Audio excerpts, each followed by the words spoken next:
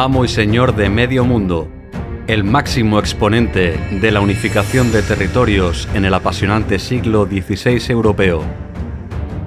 El primer monarca que conglomeró por fin en una sola persona los reinos de Castilla y Aragón. También tuvo la responsabilidad de ser emperador del complejísimo y enrevesado Sacro Imperio Romano Germánico. A todo esto le sumamos la incertidumbre de ser monarca de una tierra desconocida, el Nuevo Mundo, aún casi sin explorar. Todo esto tan solo con 20 años de edad. Coetáneo de personajes clave en la historia de la humanidad como Martín Lutero, Enrique VIII de Inglaterra, Nicolás Copérnico, el tenaz corsario Barbarroja o el intrépido Juan Sebastián Elcano, además de su madre Juana, la mal llamada La Loca. Hoy, en Biografías Cruciales, hablamos de la apasionante y ardua vida de Carlos I de España y V de Alemania.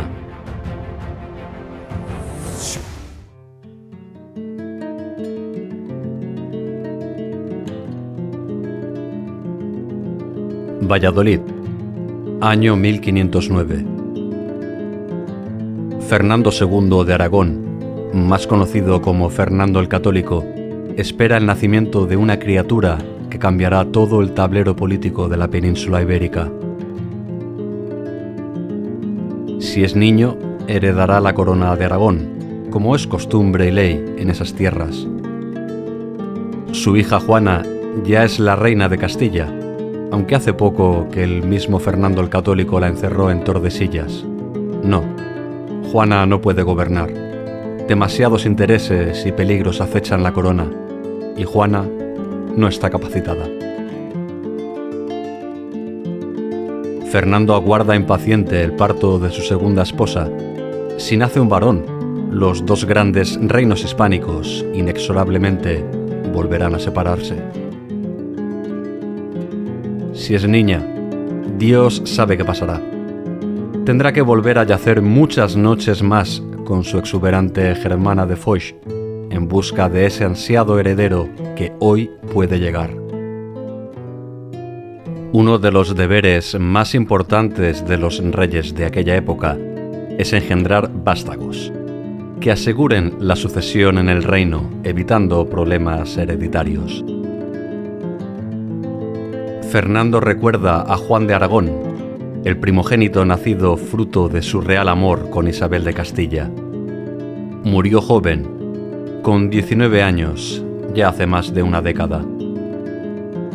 Una lástima, él hubiera heredado de iure todos los reinos ibéricos y las posesiones de ultramar. Pero esta es la situación. Fernando no es querido en Castilla, aunque es el gobernador por voluntad de su difunta esposa, a conveniencia también de muchos importantes nobles castellanos. Aún así, lo ven como un extranjero, un aragonés, usurpador, algunos le llaman. Fernando el Católico se desespera, el parto se alarga, pero recibe la buena nueva. Es un niño. Se llamará Juan, como su fallecido primogénito. La corona de Aragón se asegura un real heredero, pero la esperanza dura tan solo 24 horas, el tiempo que habitó en este mundo el príncipe neonato.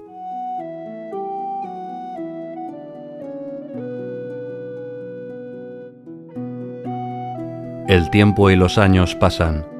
Fernando el Católico está cansado y no logra engendrar otra criatura. En Castilla hay un flagrante vacío de poder que enardece las ansias expansionistas de las potencias extranjeras. Pero ya está todo decidido. El heredero es ese apuesto adolescente de 15 años, Carlos de Gante, nieto de Fernando y también del regio emperador del Sacro Imperio, Maximiliano I. Carlos es hijo de Juana la Loca y su breve esposo, Felipe I, que tan solo gobernó en Castilla durante 2 meses. Dicen que fue envenenado. Desde entonces, Juana enloqueció. Pero hay un problema. Carlos de Gante no ha pisado suelo español. No sabe nada de sus futuros súbditos. Ni siquiera habla su lengua. La sucesión en Castilla es más que dudosa, pero esos tozudos aragoneses no acatarán un rey extranjero venido de tan lejos. Fernando duda. Su preferido para el reino de Aragón es Fernando, hermano menor de Carlos de Gante, nacido este sí en suelo castellano y criado a su lado. Pero esto podría desencadenar una posible guerra fratricida por el control del reino. El monarca no las tiene todas consigo. 23 de enero de 1516. Fernando el Católico agoniza. Abusa demasiado de la cantárida, ese poderoso afrodisíaco, proveniente de la disecación de un insecto. Cada noche ingiere más y más en pos de ese deseado sucesor, pero en dosis altas resulta fatal en su ya cansado cuerpo. El rey católico ya hizo testamento hace unos meses, pero la víspera de su muerte lo cambió. Cuando llegue a la mayoría de edad, finalmente será Carlos de Gante quien heredará todo, y no Fernando la corona de Aragón. Es lo mejor para la corona y el reino. Aquí comienza la historia de Carlos I de España y V del Sacro Imperio Romano Germánico.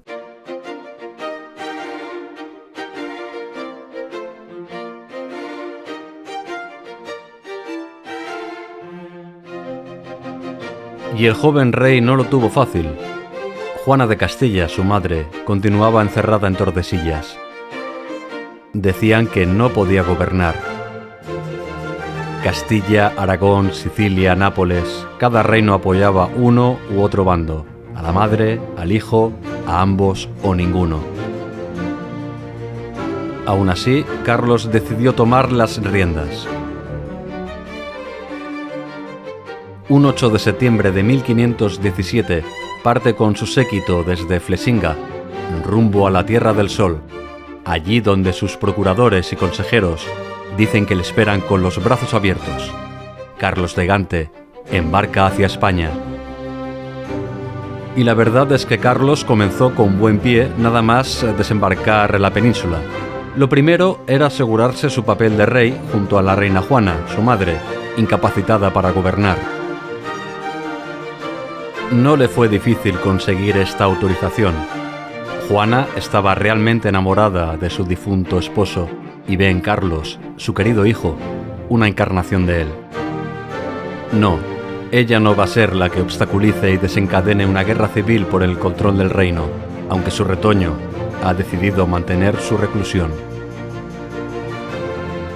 Así pues, Carlos I es jurado un 9 de febrero de 1518 como nuevo monarca castellano, bajo una serie de peticiones, como aprender a hablar el idioma, la prohibición de salida de metales preciosos y caballos del reino, el cese de nombramientos a extranjeros, así como un mejor trato hacia su madre Juana.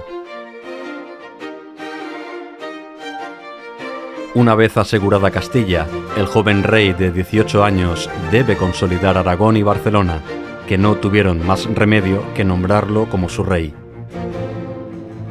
Pero fue un 12 de enero de 1519, en Barcelona, cuando le llegó la guinda a toda su colección de reinos, condados, ducados y demás títulos. Su abuelo, el emperador del Sacro Imperio Germánico, había fallecido. Carlos I era el favorito a sentarse en el trono de Carlomagno, aunque delante tenía un rival formidable y ambicioso, el rey de Francia, Francisco I. Ante tan magnífico opositor, el que fue la auténtica némesis de Carlos I durante gran parte de su reinado, el monarca castellano destinó muchos dineros para sobornar a los volubles y corruptos electores del Sacro Imperio. La mayoría de estos fondos salieron de las arcas castellanas y aragonesas, hipotecando gran parte del tesoro real en manos de algunos oscuros banqueros alemanes, como los Welser y los Fugger. Con el objetivo de asegurarse su nombramiento como sucesor de Maximiliano I, Carlos acudió de inmediato a Alemania. Ya habría tiempo después de asegurar el buen gobierno de Castilla y Aragón. Y es que imagínense, en aquella época lo que debía suponer trasladarse con todo un ingente séquito real desde unas distancias tan lejanas. Carlos no podía multiplicarse, y todos los reinos españoles estaban descontentos por la poca estancia y atención que el monarca brindaba a sus respectivos territorios. Adriano de Utrecht, el futuro Papa Adriano VI, fue el hombre fuerte de Carlos I en Castilla. Actuó como regente por muchos años, rodeándose de una cúpula nobiliaria y clerical de confianza, extranjeros. Muchos estaban descontentos, no solo ya en la nobleza y en el estamento clerical, sino en la clase más baja.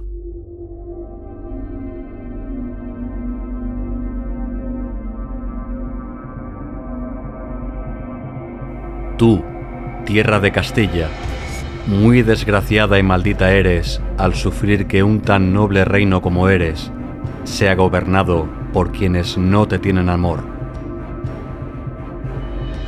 Estas eran las palabras que aparecieron en pasquines repartidos por multitud de iglesias castellanas. Los célebres Padilla, Bravo y Maldonado fueron los que encabezaron la conocida como la Guerra de las Comunidades. Castilla ardía ante el rey ausente.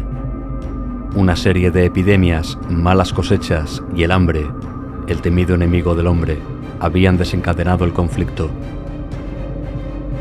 Primero fue Toledo, después Segovia, y la llama se extendió por Burgos, Guadalajara, León, Ávila. No querían un rey extranjero. Preferían a su originaria reina, Juana de Castilla, encerrada injustamente por su hijo.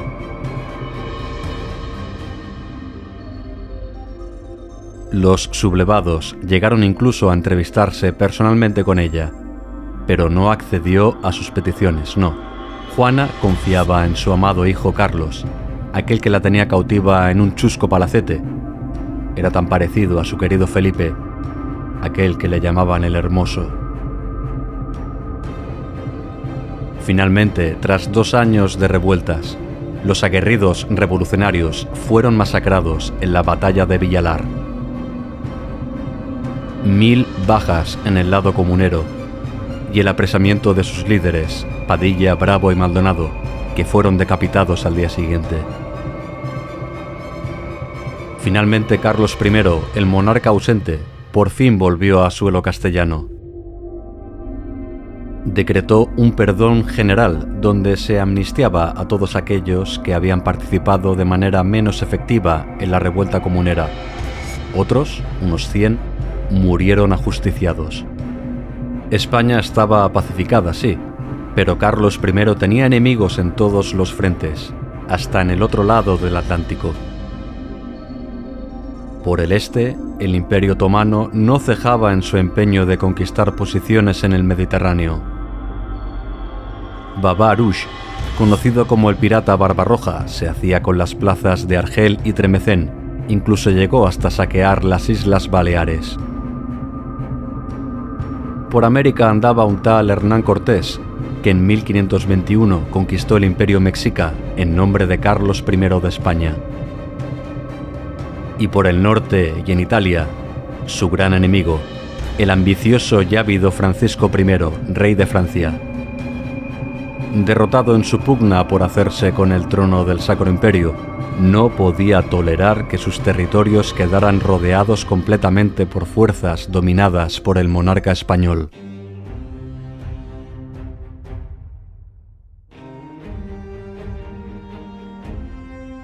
Y allí estaba el rey francés metiendo baza donde podía. En 1521 apoyó a Enrique II en su fugaz ascensión al trono de Navarra, arrebatándole este reino al mismísimo Carlos I. Aunque poco tiempo le duró la corona, el mismo año unas 30.000 tropas castellanas barrieron a la Liga Navarro-Francesa.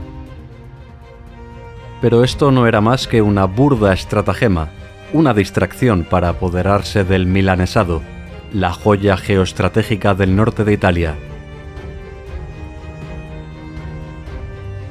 Francisco I se adjudicó este territorio en disputa. Desde luego, Carlos I no se iba a quedar de brazos cruzados. La batalla de Bicocca, librada un 27 de abril de 1522, fue la antesala de una larga serie de guerras y batallas entre el monarca francés y el español. Pero esta batalla, valga la redundancia, fue una bicoca. De hecho, de aquí viene esta expresión, algo que se consigue de manera muy fácil, sin esfuerzo. Y eso que las cosas no pintaban bien para las tropas aliadas españolas, unos 18.000 efectivos en frente de los 30.000 franceses. Pero la cosa fue tan fácil como priorizar el ataque con la moderna arcabucería.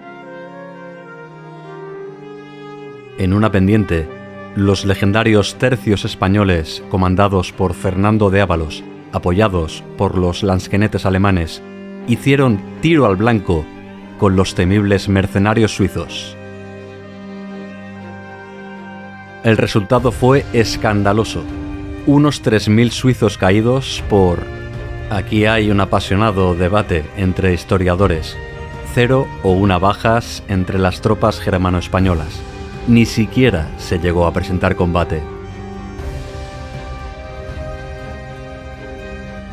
Muchos expertos castrenses apuntan a que esta fue la batalla que cambió la concepción del combate tal y como se conocía hasta entonces.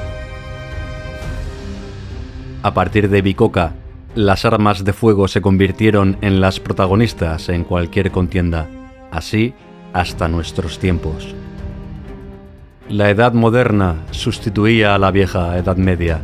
Se acabaron los caballeros andantes y las gestas que corrían en boca de los trovadores. A la batalla de Bicocca sucedió la de Sesia, con un ejército francés cazado en retirada. Francisco I estaba harto de los constantes fracasos militares. Él mismo encabezaría un poderoso ejército de 30.000 hombres. Los franceses entraron en Lombardía a sangre y fuego, adueñándose de Milán. Antonio de Leiva, al mando de sus 1.000 soldados españoles y 5.000 lansquenetes alemanes, se vio obligado a abandonar la ciudad y a trincherarse en la plaza de Pavía. Aguantaron un feroz asedio de casi 3 meses, soportando la escasez, hambruna y falta de paga para la tropa.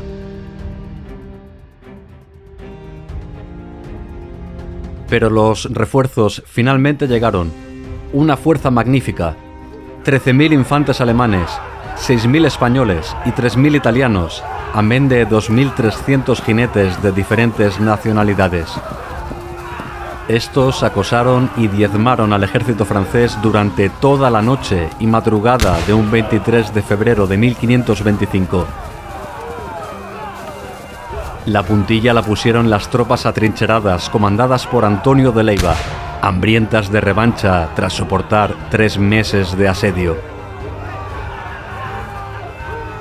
La derrota fue de tal calibre que hay 3 protagonistas claves en esta historia: Juan de Urbieta, Alonso Pita de Veiga y Diego Dávila.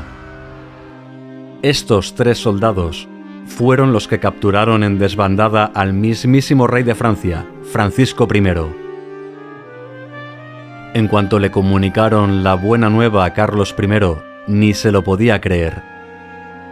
Tenía en sus manos a su archienemigo. Inmediatamente fue trasladado al Alcázar de los Austrias, donde fue tratado con sumo respeto. Lo cortés no quita lo valiente. Menos de un año estuvo encarcelado el rey francés. El 14 de enero de 1526 se firmaba el Tratado de Madrid, donde el monarca reo se comprometía a renunciar a tierras italianas, además de Flandes, y casarse con doña Leonor, hermana de Carlos I. Los dos hijos de Francisco I serían enviados a España como garantía del tratado. El altivo rey Franco, humillado, abandonaba Madrid, casado a la fuerza con una mujer que no quería en absoluto. La despreció durante toda su vida. Francisco I no paró de maldecir y rumiar su próxima venganza contra el todopoderoso monarca español.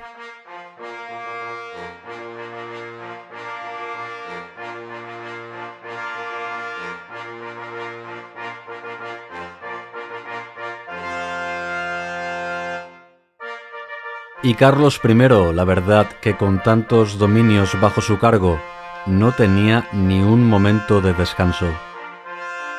Incluso en sus dominios germanos, cada día se acrecentaban las revueltas. Martín Lutero, un 31 de octubre de 1517, puso toda la Iglesia romana patas arriba con sus famosas 95 tesis. Cada vez eran más las ciudades, villas, pueblo, nobleza e incluso seculares que se adherían a la causa luterana, que denunciaba la avaricia y el paganismo de la Iglesia de Roma. Todo esto supuso un dolor de cabeza constante para Carlos V. No se trataba ya de unas disputas teológicas entre eclesiásticos, sino que suponía auténticas revueltas contra su poder y persona en el corazón de su imperio.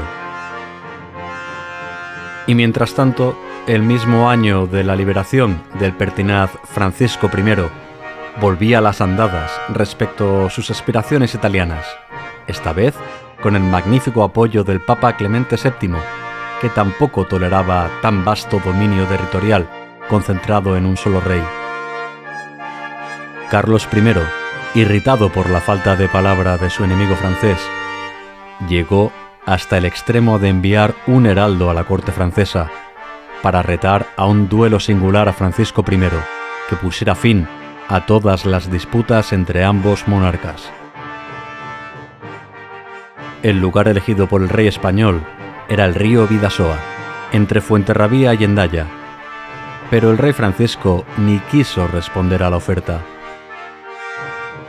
Esto supuso una inyección de moral a toda la hispanidad, que justamente calificaron a Francisco I como un cobarde. De todas maneras, las fuerzas francesas coaligadas con las papales, en 1526, ocuparon la importante plaza de Lodi, obligando a las tropas imperiales a retirarse a Lombardía. Y estas, hartas ya de las ansias territoriales del vicario de Cristo, se lanzaron a por todas en el conocido como Saqueo de Roma.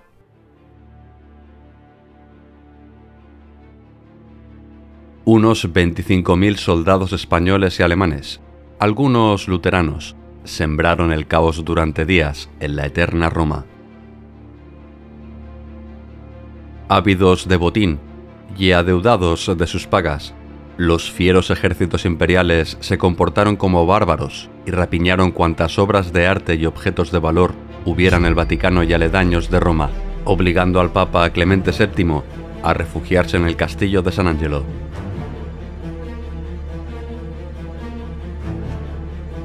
Cuentan testigos de la época que algunos soldados incluso jugaron a pelota con las cabezas de las estatuas de San Juan, San Pedro y San Pablo. En definitiva, el rey Francisco I volvió a ser derrotado y tuvieron que ser las damas de ambas potencias militares las que sellaran la paz.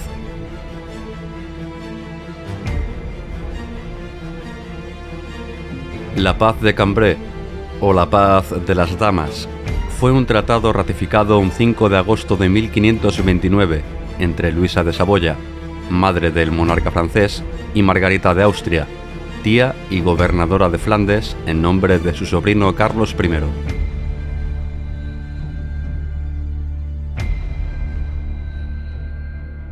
Ya vemos que el monarca español no paraba de tener problemas y disgustos en todos los frentes de su vasto imperio.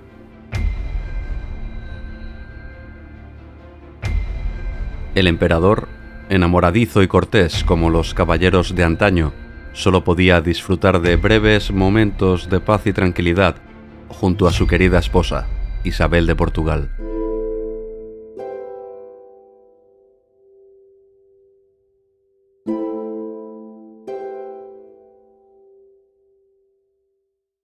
Las crónicas dicen que se querían de verdad. No en vano, el rey le era fiel. Hecho muy extraño para los monarcas de la época, cuyas aventuras extramatrimoniales no estaban mal vistas. Incluso podían reconocer hijos bastardos. Un escándalo fueron las explícitas relaciones que tuvo un jovencísimo Carlos I a su llegada a España, cuando aún no estaba casado. El adolescente monarca no tuvo ningún reparo en mantener una relación con su abuelastra, Germana de Foix, que previamente había sido la segunda esposa de su abuelo Fernando el Católico. De esta relación incluso nació una hija, Isabel de Castilla. Pero ya cuando Carlos se casó, todo fue diferente. Del amor de la regia pareja, la única criatura que sobrevivió fue Felipe, el futuro Felipe II, nacido en Valladolid un 21 de mayo de 1527. España y el Sacro Imperio se aseguraban un heredero. Los posteriores años de reinado de Carlos I de España y V del Sacro Imperio Romano Germánico fueron un auténtico vaivén de problemas, conflictos y viajes de un confín a otro de sus extensos dominios.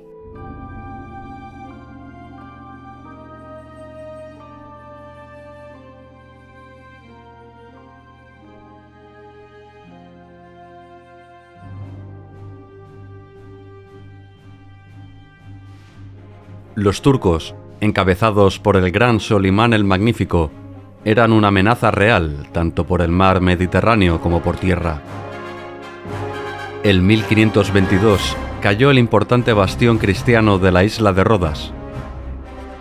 Los caballeros hospitalarios se vieron abandonados a su suerte, mientras los demás monarcas cristianos, e incluso el papado, se desangraban en guerras internas. Una vez asegurado el importante enclave naval, los otomanos estaban dispuestos a efectuar una táctica de pinza por tierra y por mar.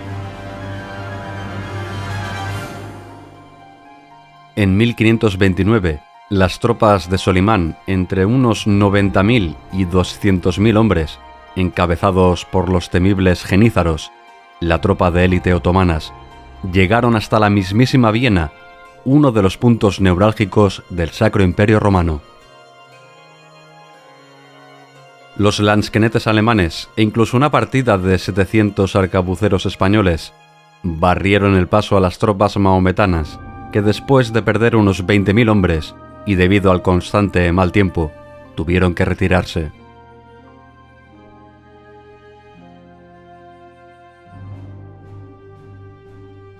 Carlos I no fue un rey que se caracterizara por comandar personalmente batallas ni guerras, tampoco ponerse en primera línea, codo con codo, junto a sus invencibles tercios. De las pocas veces que se tiene constancia de ello, es por ejemplo en la conocida como Jornada de Túnez, un importante bastión naval de influencia española perdido en 1534 a manos del temible Barbarroja. Ahí estaba Andrea Doria, marino genovés que en 1528 pasó definitivamente a ser almirante de las fuerzas navales de Carlos I. Nacido en 1466, llegó a la sorprendente edad de 94 años, siempre al pie del cañón. No en vano dicen que hasta poco antes de su muerte, de manera natural, aún navegaba y comandaba sus naves allá donde fueran necesarias. La jornada de Túnez fue todo un éxito para Carlos I. Por fin se batía en un campo de batalla y no en despachos y cancellerías.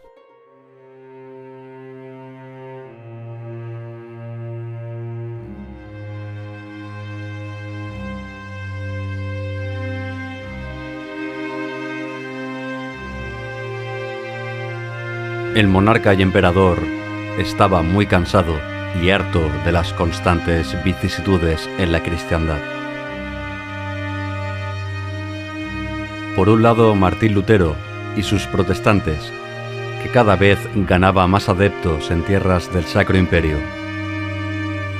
Por otro, la rebeldía del acerado Enrique VIII de Inglaterra no conseguía tener descendencia masculina con Catalina de Aragón, hija de los reyes católicos, hecho que le animó a pedir el divorcio al Papa de Roma.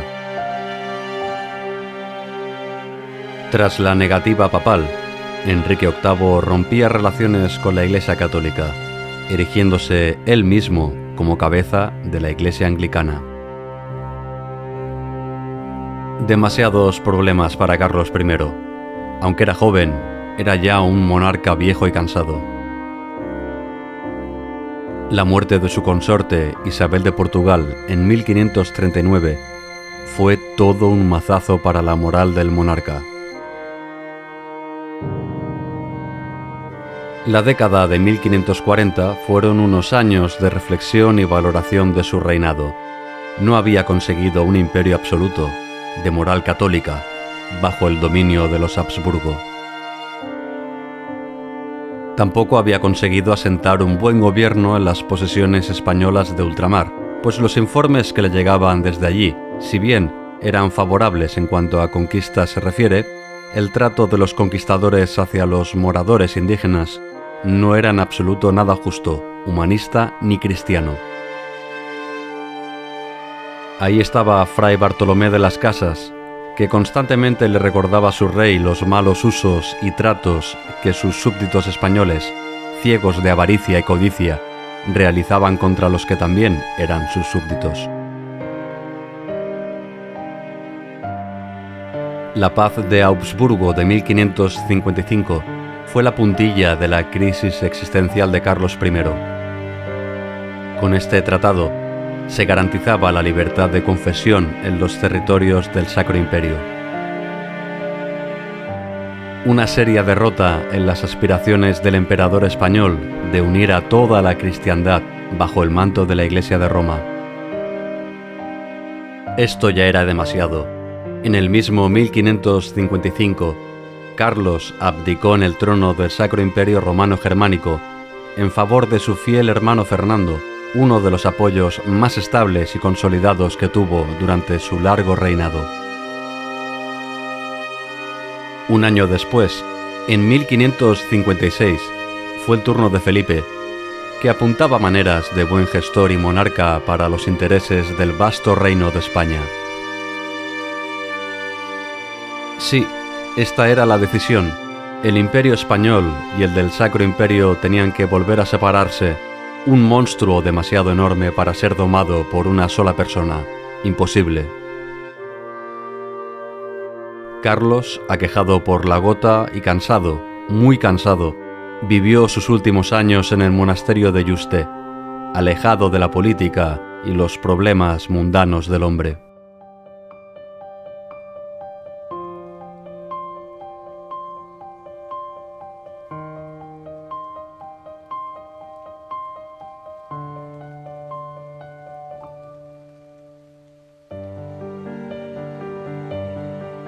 Finalmente, un 21 de septiembre de 1558, a los 58 años de edad, Carlos I de España y V del Sacro Imperio Romano Germánico descansaba en paz. La causa del fallecimiento fue el paludismo. Fíjense qué ironías de la vida. Un monarca de los más poderosos de la historia, rey de reyes y emperador absoluto, muerto a causa de un simple mosquito. Carlos I, el que podemos considerar el primer emperador español, sentó las bases y puso los cimientos del poder ibérico en medio mundo, cuyo reinado, con más o menos acierto, siguió su sucesor, Felipe II.